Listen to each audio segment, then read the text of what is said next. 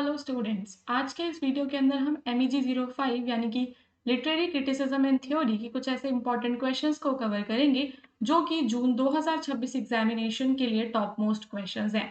अब यहाँ पे मैं आपको एक इंपॉर्टेंट इन्फॉर्मेशन ये देना चाहती हूँ कि मेरे वीडियो के अंदर जो भी आंसर्स रहने वाले हैं वो एकदम ईजी लैंग्वेज में होंगे। तो आप चाहें तो वीडियो में से भी हर एक क्वेश्चन के आंसर्स के नोट्स आप प्रिपेयर कर सकते हैं, क्योंकि ज़्यादा लॉन्ग नहीं है, शॉर्ट है और पॉइंट वाइज है। ठीक है, बट स्टिल अगर आपके पास टाइम नहीं है नोट डाउन करने का तो इम्पॉर्टेंट हो जाता है कि आपके पास नोट्स या फिर गेस्ट पेपर में से कुछ तो हो पढ़ने के लिए। तो अगर आप अपने MEG के जो भी सब्जेक्ट कोड्स हैं उन सभी के नोट्स एंड गेस्ट पेपर्स को परचेज करना चाहते हैं तो आप मेरी स्क्रीन पे दिए गए इस नंबर पे मेरी टीम को व्हाट्सएप कर सकते हैं और अपने MEG के जो भी कोर्सेज हैं उन सभी के गेस्ट पेपर्स को परचेज कर सकते हैं, जो कि स्पेसिफिकली जून 2026 एग्जामिनेशन के जितने भी टॉप मोस्ट क्वेश्चन है वो सभी आपको गेस्ट पेपर में मिल जाएंगे और आंसर्स भी एकदम आसान भाषा में होंगे।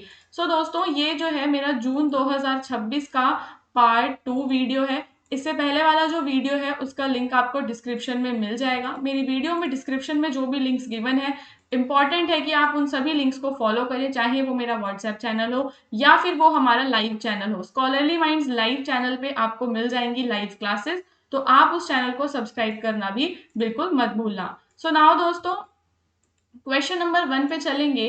The Aristotelian view of mimesis disregards the Platonian view. अब यहाँ पे दो व्यक्ति हैं, एक व्यक्ति है आपके एरिस्टोटल और दूसरे व्यक्ति हैं आपके प्लेटो। अब इन दोनों ने मिमेसा, ठीक है, मिमेसिस जो भी आप इसे रीड करेंगे, उस पे अपने कुछ व्यूज दिए।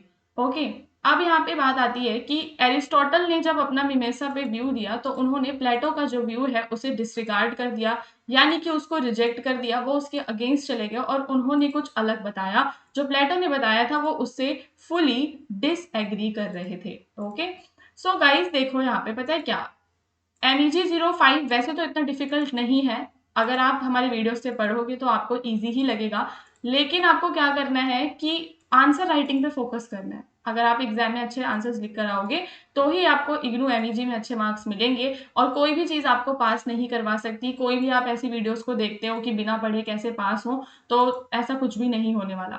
सो नाउ, मिमेसा का मतलब क्या है? इसका मतलब होता है इमिटेशन, इमिटेट करना। ठीक है, जैसे कि एक मंकी ह्यूमंस को इमिटेट करता है उसी तरीके से। So mimesis simply means imitation. So the question is कि जो आर्ट है, जो भी हमारे आसपास आर्ट है, जो भी हम पेंटिंग देखते हैं, जो भी हम लिटरेचर पढ़ते हैं, कहानियां सुनते हैं, जो भी आर्ट है वो किसी ना किसी चीज का इमिटेशन है।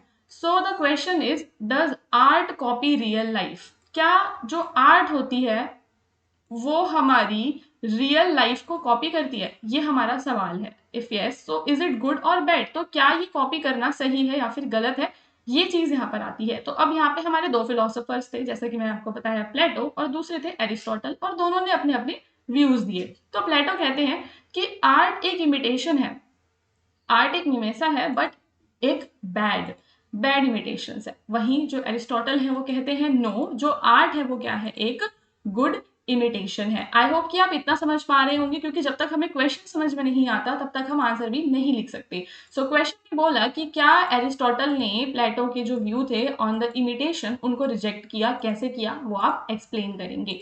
सो यहाँ पे आपने इंट्रोडक्शन में ये सारा एक्सप्लेन कर देना है। देन आप क्या करोगे कि जो प्लेटो है उनके आइडियाज को डिस्क्राइब करोगे। आप बताओगे कि प्लेटो आखिरकार आर्ट को डिसलाइक करते क्यों थे। ठीक है, फिर हमने पूरा प्लेटो के बारे में बताएंगे, एंड देन फिर हम चलेंगे एरिस्टोटल के व्यूज पे कि क्यों वो प्लेटो से पूरा फुली डिसएग्री करते थे। ठीक है, तो अब देखो प्लेटो पे चलते हैं। तो प्लेटो कहते हैं कि रियलिटी 3 लेवल पे है, मतलब कि दुनिया में जो कुछ भी एग्जिस्ट करता है उसके 3 लेवल्स हैं।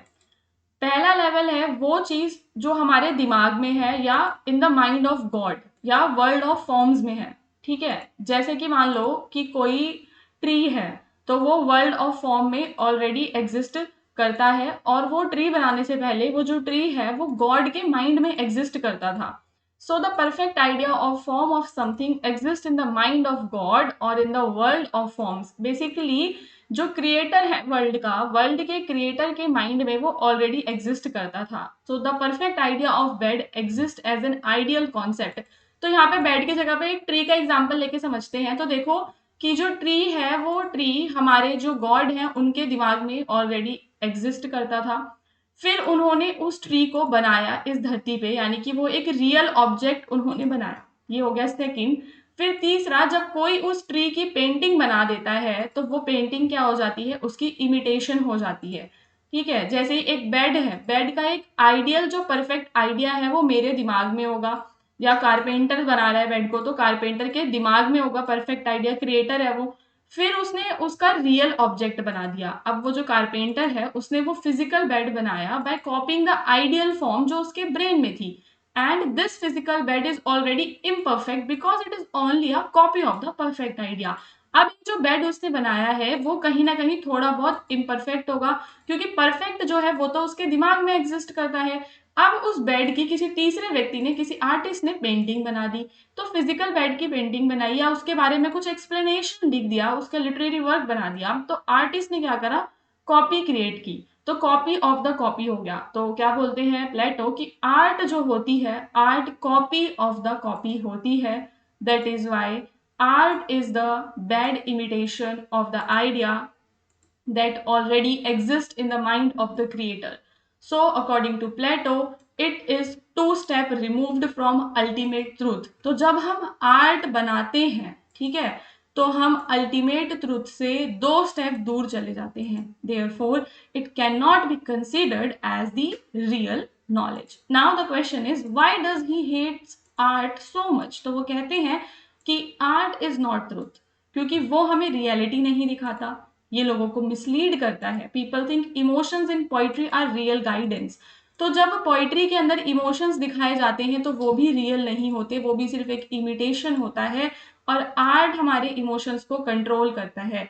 जब भी हम कोई दुख भरी कहानी पढ़ते हैं तो हम रोने लग जाते हैं, या हम कोई ऐसी मूवी देखते हैं तो हम डर जाते हैं, तो प्लेटो कहते हैं क्योंकि आर्ट लोगों को मिसलीड कर रहा है, ठीक है, और वो सत्य नहीं है। आर्ट इज नॉट ट्रूथ, वो लोगों को मिसलीड भी करता है और लोगों के इमोशंस को भी कंट्रोल करता है। दैट इज वाई वो आर्ट को पसंद नहीं करते। उनका क्या विश्वास है, that if people become emotional तो लोग रैशनल होना बंद कर देते हैं। समझ रहे हो कि जब हम when we are too much emotional तो हमारी जो रैशनल थिंकिंग है, ठीक है, वो बंद हो जाती है। So he says art is dangerous for society, points should be removed from ideal society. तो वो कहते हैं कि अगर हमें एक आदर्श समाज बनाना है तो हमें उस आदर्श समाज में से जो भी पॉइंट हैं उन्हें हटाना पड़ेगा, क्योंकि वो समाज के लिए डेंजरस हैं, वो लोगों के इमोशंस के साथ खिलवाड़ करते हैं, उनकी वजह से लोग जो है वो रैशनल नहीं बन पाते। ओके, नाउ अब हम यहाँ पे पहुंच जाएंगे अब अपने एरिस्टोटल के आइडिया पे, जो कि प्लेटो से पूरी तरीके से डिसएग्री कर रहे हैं। तो Aristotle strongly disagrees with Plato and gives a new positive meaning to mimesis, यानी कि इमिटेशन। सो यहाँ पे हम क्या देखेंगे कि एरिस्टोटल ने मिमेसा को एक न्यू मीनिंग दिया, और वो भी पॉजिटिव वे में दिया। उन्होंने बोला कि आर्ट जो है वो कॉपी नहीं है बल्कि वो है creation. So according to Aristotle, artist do not simply copy reality, instead वो क्या करते हैं, रियलिटी को कॉपी नहीं करते, बल्कि वो जीवन के जो मुख्य एस्पेक्ट्स हैं, ठीक है, लाइफ के जो मेन एस्पेक्ट्स होते हैं उन्हें सिलेक्ट करते हैं, फिर उन इवेंट्स को एक मीनिंगफुल तरीके से समझाते हैं, उनको इम्प्रूव और रीशेप करते हैं। उनका आर्ट या कुछ भी कहानी लिखने का एक पर्पस होता है। तो फॉर एग्जाम्पल, जब हम एक ट्रेजेडी वाली कहानी पढ़ते हैं, it does not show random events, तो उसमें डेली लाइफ के नहीं दिखाए जाते हैं, बल्कि हमें एक वेल स्ट्रक्चर्ड स्टोरी देखने के लिए मिलती है, और उसके अंदर जो भी इवेंट्स होते हैं उन इवेंट्स के पीछे एक पर्पस होता है। So therefore art is not mechanical copying, but it is organise and meaningful imitation of life. So यहाँ पे ये आप किसके व्यूज देख रहे हो, एरिस्टोटल के व्यूज। ठीक है, एरिस्टोटल ने बोला कि आर्ट कोई कॉपी नहीं है बल्कि वो क्या है, एक क्रिएशन है, एक मीनिंगफुल चीज है, उसमें रैंडम इवेंट्स नहीं है, उसका एक पर्पस है, वो एक वेल स्ट्रक्चर्ड स्टोरी है। उसके अलावा वो कहते हैं कि वो यूनिवर्सल ट्रुथ को दिखाता है। तो एरिस्टोटल हिस्ट्री और पॉलिटी के बीच में डिस्टिंग्विश करते हैं। ठीक है, सो वो क्या कहते हैं कि हिस्ट्री डील करती है स्पेसिफिक इवेंट्स के साथ दैट हैव एक्चुअली हैपेंड। वहीं जो पोइट्री, जिसको आर्ट यहाँ पे बोला गया है, वो यूनिवर्सल ट्रूथ के साथ बात करती है जो ह्यूमन लाइफ में होते हैं। फॉर एग्जाम्पल, हिस्ट्री क्या कहती है कि कोई एक पर्टिकुलर व्यक्ति मान लो वॉर में मर गया, ये हमारा इतिहास है। पर दुनिया में कहीं भी वॉर हुआ, उससे हर एक व्यक्ति ने सफरिंग्स को झेला है, तो ये क्या है, यूनिवर्सल ट्रुथ है।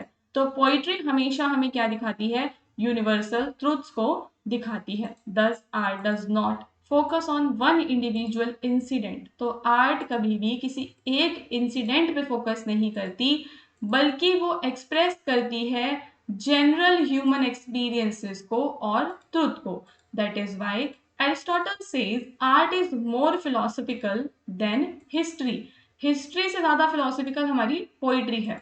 अब यहाँ पे एरिस्टोटल ने जब प्लेटो के आइडिया को रिजेक्ट किया, तो उन्होंने एक नया आइडिया वो लेकर आए, जिसे उन्होंने कॉन्सेप्ट लेकर आए, जिसे क्या कहा जाता है, कैथारसिस कहा जाता है। ठीक है, और कैथारसिस का मतलब होता है इमोशनल प्योरिफिकेशन।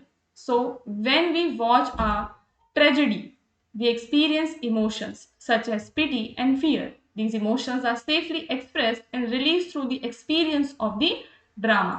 तो वो कहते हैं कि जब कोई भी लाइफ में हम कोई भी आर्ट को पढ़ते हैं या देखते हैं, तो हम कुछ इमोशंस को फील करते हैं। एज अ रिजल्ट हम इमोशनली डिस्टर्ब नहीं हो जाते, बल्कि हमें एक मेंटल रिलीफ मिलता है, इमोशनल बैलेंस मिलता है, और साइकोलॉजिकल क्लैरिटी हमें आर्ट के माध्यम से मिलती है। So this is the main purpose मेरा सिर्फ ये है कि आपको चीजों के बारे में एटलीस्ट इतना तो पता ही हो, तभी आप एक परफेक्ट आंसर लिख पाओगे।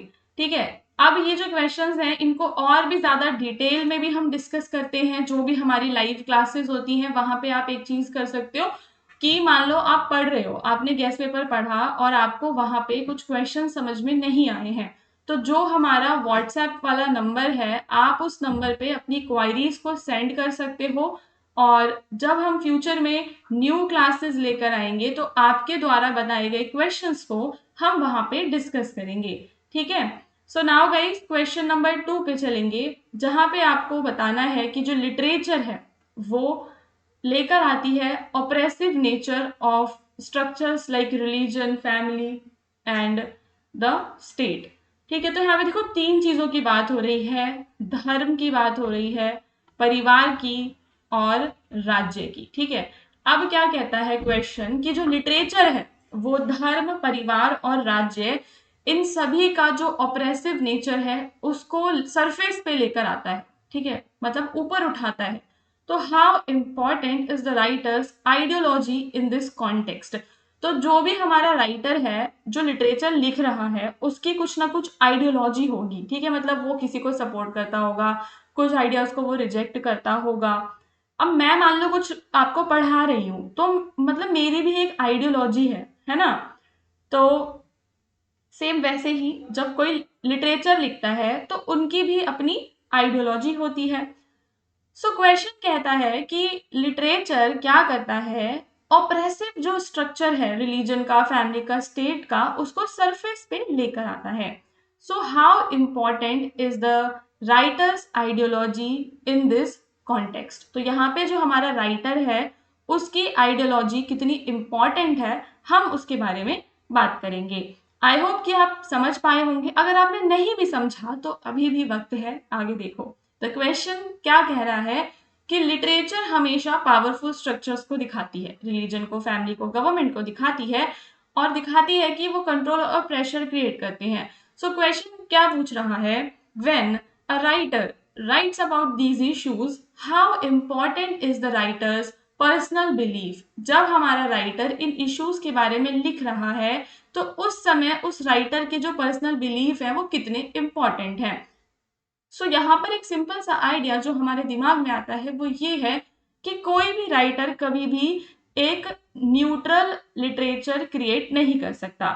हर एक राइटर का एक वे ऑफ थिंकिंग होता है ना, जो उसके राइटिंग में दिखता है, वो समाज को जज करते हैं, वो जजमेंटल है, तो वो सारी चीजें हमें उनके लिटरेचर में देखने के लिए मिलती हैं। समटाइम्स वो पावर स्ट्रक्चर को सपोर्ट कर सकते हैं, और समटाइम्स हम देखेंगे कि वो पावर स्ट्रक्चर्स को रिजेक्ट कर सकते हैं। नाउ अब हमारा मेन आंसर शुरू होगा, आप किस तरीके से एग्जाम में कर आओगे। तो सबसे पहले आप एक इंट्रोडक्शन प्रोवाइड करोगे और क्या लिखोगे उसके अंदर कि जो लिटरेचर होता है वो हमेशा हमारे समाज को, सोसाइटी को एक्सपोज करता है, मतलब रिफ्लेक्ट करता है सोसाइटी को और एक्सपोज करता है पावरफुल इंस्टीट्यूशंस को, है ना, फैमिली हो गया, स्टेट हो गया। So in this process, the writer's ideology plays an important role because it shapes how reality is represented in a literary work. तो राइटर की आइडियोलॉजी इसलिए इम्पॉर्टेंट है क्योंकि वो लिख रहा है और लोगों के माइंड को कहीं ना कहीं उसकी बातें अफेक्ट करेंगी। नाउ आइडियोलॉजी क्या है? आइडियोलॉजी का मतलब होता है जो राइटर है उसके खुद के बिलीफ, उसकी खुद की वैल्यूज, उसके आइडियाज समाज को लेकर, जीवन को लेकर। So it influences how a writer understand the power, the justice, freedom, human behavior, किस तरीके से राइटर समझ रहा है। अब कितना इंपॉर्टेंट है उसकी आइडियोलॉजी लिटरेचर में, तो सबसे पहले देखो कोई भी राइटर है वो अपनी एक थीम सिलेक्ट करेगा। मतलब अगर मान लो मेरे को आज से राइटिंग शुरू करनी है तो मैं क्या करूंगी, एक थीम सोचूंगी, या तो मैं ऑपरेशन के बारे में लिखूंगी, या रिलीजियस कंट्रोल के बारे में लिखूंगी, या पॉलिटिकल पावर के मिसयूजेस के बारे में लिखूंगी। तो सबसे पहले हम क्या करते हैं, अपनी एक थीम को सिलेक्ट करते हैं। The same social system can be shown differently. तो एक ट्रेडिशनल जो राइटर होगा वो रिलीजन और फैमिली के बारे में मतलब उसको प्रोटेक्टिव लिखेगा और इम्पॉर्टेंट बताएगा कि मतलब या family is very important, family supports us. वहीं एक क्रिटिकल जो राइटर होगा वो फैमिली को ऑप्रेसिव बता सकता है, फैमिली को कंट्रोलिंग बता सकता है।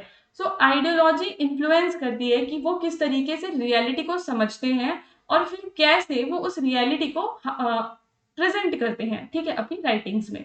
वो कई बार जो हिडन पावर स्ट्रक्चर्स होते हैं उन्हें एक्सपोज भी करते हैं। तो जो भी राइटर्स हैं जिनकी आइडियोलॉजी, क्रिटिकल आइडियोलॉजी बहुत ही स्ट्रांग है, वो रिवील करते हैं कि किस तरीके से जो इंस्टीट्यूशंस हैं वो इंडिविजुअल्स को साइलेंटली कंट्रोल करते हैं। मतलब कि किस तरीके से जो बड़े बड़े इंस्टीट्यूशंस हैं वो हमारा शोषण कर रहे हैं, वो उन्हें एक्सपोज करते हैं, उन्हें चैलेंज करते हैं और ओवरऑल जो रीडर है उसकी थिंकिंग को भी अफेक्ट करते हैं। तो एक आइडिया, जो एक राइटर है उसकी आइडियोलॉजी केवल उसके टेक्स्ट में नहीं है, बल्कि जब मैं उसका जो भी स्टोरी है, जो भी उसका वर्क है उसको पढ़ूंगी तो मैं, मेरे दिमाग में भी कुछ नए सवाल वो जागृत करेंगे, ठीक है। मेरे जो बिलीव्स थे, जो मैं सोचती थी आज तक, उसमें भी कुछ परिवर्तन आ जाएगा और मतलब एक अवेयरनेस क्रिएट होगी ऑपरेशन के बारे में, ठीक है। अब एग्जाम्पल देखो, एक फेमिनिस्ट जो राइटर है वो फैमिली को एज अ प्लेस दिखाएगा जेंडर इनइक्वालिटी के लिए, कि जो हमारी फैमिली होती है वो, हमारी जो समाज में जेंडर इनइक्वालिटी है वो हमारे परिवार से ही देखने शुरू हो जाती है ना। वहीं जो एक रिलीजियसली ट्रेडिशनल राइटर होगा वो फैमिली को सेक्रेड और स्टेबल दिखाएगा, सिंपल है ना। तो आइडियोलॉजी अफेक्ट करती है हर एक तरीके से। And in the final conclusion आप बताएंगे कि राइटर की जो आइडियोलॉजी है वो काफी इंपॉर्टेंट है, since literature reflect society and it's power structure. Ideology shape करती है what is shown and how it is shown, and क्या वो मैसेज दे रहा है। Therefore literature is never completely neutral, it always carries the writers way of thinking. So guys, 2 questions हमारे complete हो चुके हैं। जो मेरा पार्ट 1 था जून के लिए, उसका लिंक भी आपको इसी वीडियो के डिस्क्रिप्शन में मिल जाएगा। मैं चाहती हूँ कि आप मेरे दोनों जो वीडियोस हैं उन्हें जरूर देखो, क्योंकि जब व्यूज आते हैं तो हमें बहुत ही मोटिवेशन मिलता है मोर एंड मोर वीडियोस बनाने का, ठीक है। तो आप दोनों वीडियोस को देखो, लाइक किया करो, मतलब स्पेशली जो मेरे एमईजी के वीडियोस हैं आप उस पर जरूर कमेंट किया करो, सो दैट कि हमें भी पता चल सके कि हम अच्छा बना रहे हैं या बुरा बना रहे हैं, कंटेंट ईजी है या डिफिकल्ट है। वैसे तो ईजी ही है और मास्टर्स में इससे ईजी आप क्या ही पढ़ोगे। आई डोंट थिंक कि इससे ज़्यादा ईजी लैंग्वेज बच्चों वाली हो सकती है। ईजी लैंग्वेज रखने का मेरा पर्पस पता है क्या होता है, कि ना मतलब आप लास्ट मिनट पे पढ़ते हो, तो अगर मैं पूरी बुक की लैंग्वेज ही लेकर आ जाऊंगी वहां से कॉपी करके, तो बस पता है क्या होगा कि आप जल्दी लर्न नहीं कर पाओगे, है ना। तो इस वजह से आसान भाषा रखना इंपॉर्टेंट है फॉर लास्ट मिनट प्रिपरेशन। अब अगला क्वेश्चन है कि how is orientalism an additional approach to the understanding of literature. जो ओरिएंटलिज्म है, ठीक है, वो क्या है वो जानेंगे, उसका ओरिजिन कहाँ से हुआ और वो किस तरीके से लिटरेचर को समझने की एक अप्रोच है, उसका ओरिजिन और उसकी एप्लीकेबिलिटी बतानी है, कहाँ कहाँ वो एप्लीकेबल है, कहाँ कहाँ उसका यूज होता है।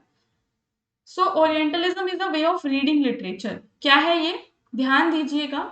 Orientalism is a way of reading literature where we study how western writers describes eastern countries and people, कि किस तरीके से वेस्ट में जो भी राइटर्स रहे उन राइटर्स ने ईस्ट की जो कंट्रीज हैं और ईस्ट के जो लोग हैं उन्हें डिस्क्राइब किया। So the idea was given by Edward said in his book orientalism. तो पूरी की पूरी एक किताब है जहां पे हमें इसका ओरिजिन हम ट्रेस कर सकते हैं। इन द ईयर 1978 वो लिखा गया। अब एडवर्ड ने क्या किया, उन्होंने वर्ल्ड को दो मुख्य हिस्सों में विभाजित कर दिया। वन इज योर वेस्ट, जहां पे यूरोप एंड अमेरिका आता है, जिसको पावरफुल एंड मॉडर्न दिखाया जाता है। Another is our Asia and Middle East, जिसे हम ईस्ट कहते हैं, which is shown as the weak and the backward. So he said, उनका नाम ही एडवर्ड सेड है, and he said that western writers often created a false image of the East. बड़ा सवाल उठाया उन्होंने और क्या कहा कि जो वेस्ट के राइटर्स हैं उन्होंने ईस्ट के लोगों की एक फॉल्स इमेज क्रिएट की। They showed East as exotic, emotional and undeveloped. This help the West feel superior. So because जो वेस्टर्न कंट्रीज थी they wanted to feel superior, इसी वजह से उन्होंने क्या करा कि ईस्टर्न कंट्रीज को अनडेवलप्ड दिखाया। सो what is Orientalism? So it is about how the West describes and controls the image of the East in books and knowledge. Okay? So समझ रहे हो कि ओरिएंटलिज्म ने क्या दिखाया कि किस तरीके से वेस्ट के लोगों ने हमें डिस्क्राइब किया है और कैसे उन्होंने हमारी इमेज को फ्रॉम स्टार्टिंग कंट्रोल किया है। सो ये लिटरेचर की एक अप्रोच है। कैसे? तो orientalism is used in literary study because, अब इसको लिटरेरी स्टडी में यूज किया जाता है। क्यों किया जाता है? क्योंकि it helps us ask the question कि कल्चर एक टेक्स्ट में कैसे दिखा दिया, क्या ये फेयर और बायस था, और कितना इसमें किसको पावरफुल दिखाया गया है, किसको वीक दिखाया गया है। So we do not just read the story, we also study the hidden meanings and power behind it. तो देखो, मैंने 4 कहानियां पढ़ी मान लो वेस्ट की, तो मेरे मन में कुछ सवाल जागेंगे कि यहाँ पे मतलब वेस्टर्न कंट्रीज को वीक हमेशा दिखाया गया है या वेस्ट के लोगों को हमेशा दबाने की कोशिश की गई है। जब आप अपने एमईजी के दूसरे सब्जेक्ट्स पढ़ोगे, लाइक एमईजी 7 हो गया, तो उसमें आप कुछ कहानियां पढ़ते हो जो इस तरीके के सवाल उठाती हैं, और आपको पता चलेगा जब आप और भी अभी पढ़ोगे धीरे धीरे। So we do not just read the story, हम उसके हिडन मीनिंग्स एंड उसके पीछे की जो पावर है वो समझते हैं। ओरिएंटलिज्म का यूज कहाँ कहाँ होता है। तो कॉलोनियल लिटरेचर को जब हम पढ़ते हैं तब हमें इस अप्रोच को ध्यान में रख के पढ़ना पड़ता है। सो इन मैनी ओल्ड ब्रिटिश और यूरोपियन टेक्स्ट ईस्टर्न पीपल को अनसिविलाइज दिखाया है और वेस्टर्न्स को सुपीरियर दिखाया है। तो ओरिएंटलिज्म की आइडियोलॉजी हमें यहाँ पे किए गए इस बायस को समझने में हमारी हेल्प करती है। फॉल्स इमेजेस जो हमारे लिए स्टीरियोटाइप्स बनाए गए हैं, हमें बैकवर्ड कहा गया है, वो सब रियल जो फैक्ट्स हैं, मतलब वो फैक्ट नहीं है, वो कैसे कंस्ट्रक्टेड आइडियाज हैं वो जानने में, और लिटरेचर में जो पावर है वेस्ट को दिखाया गया है कि कैसे मतलब वो ईस्ट को कंट्रोल करते हैं। सो इन द फाइनल कंक्लूजन आप लिखेंगे कि ओरिएंटलिज्म important literary approach है that helps us understand how literature can create biased images of Eastern society. It originated from the Edward Said idea that Western writing ने क्या किया है, miss interpret किया है ईस्ट को, और ये यूजफुल है इन studying the colonial and modern text because ये हिडन पावर और जो कल्चरल बायस है लिटरेचर के अंदर वो दर्शाने में हमारी हेल्प करती है। सो नाउ दोस्तों, फाइनली मैं सिर्फ आपसे इतना कहूंगी कि डिस्क्रिप्शन में मेरा व्हाट्सएप चैनल आपको मिल जाएगा। MEG 5 का एग्जाम आपका आने वाला है, सबसे पहला एग्जाम है बहुत सारे स्टूडेंट्स का। सो आप मेरे व्हाट्सएप चैनल पे मेरे साथ जुड़ जाओ, जो भी मेरी लाइव क्लासेस आएंगी आप वहां पे हमें ज्वाइन कर सकते हो, हमारे दोनों चैनल्स को सब्सक्राइब कर सकते हो, और ये जो नंबर है आप इसे स्कॉलरली माइंड्स के नंबर को अपने डिवाइस में सेव कर सकते हो, ताकि इन फ्यूचर अगर आपको कोई नोट्स या गेस्ट पेपर्स का रिक्वायरमेंट होगा तो स्कॉलरली माइंड्स चैनल के नोट्स आपको इसी व्हाट्सएप नंबर पे मिलेंगे। आपको सिर्फ व्हाट्सएप पे एक हाई सेंड करना है, आगे की डिटेल्स मेरी टीम आपको प्रोवाइड कर देगी। सो गाइज, आई होप कि आपके एग्जाम्स अच्छे जाएंगे। All the best for your all examinations.